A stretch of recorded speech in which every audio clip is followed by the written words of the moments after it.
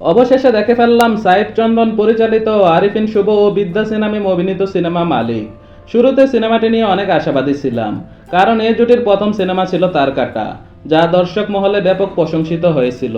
তারকাটা সিনেমার গানগুলো এতটাই শ্রুতিমধুর ছিল যা আজও শুনতে ভালো লাগে।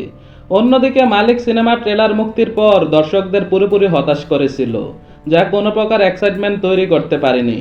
তবু মনে হচ্ছিল একটা সিনেমার ট্রেলার ভালো নাই হতে পারে, তার মানে এই নয় যে পুরো সিনেমা খারাপ হবে। তাই মনের মধ্যে ক্ষীণ আশা নিয়ে চলে গেলাম মালিক সিনেমাটি দেখতে।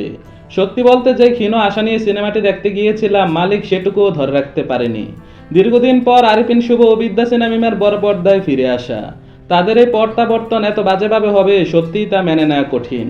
সিনেমায় আরিফিন শুভর লুক, স্টাইল, ডায়লগ ডেলিভারি ভালো ছিল, মিমের পারফরমেন্সও সাবলীল ছিল।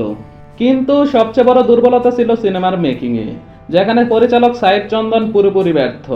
সিনেমার কাস্টিং অনেক স্ট্রং, মিশা সওদাগর, আজিজুল হাকিম, মনিরা মিঠু, শিবলু, সালাউদ্দিন লাবলু থাকার পরেও নিম্নমানের গল্পের কারণে সিনেমাটি দর্শকদের মনে দাগ কাটতে পারেনি।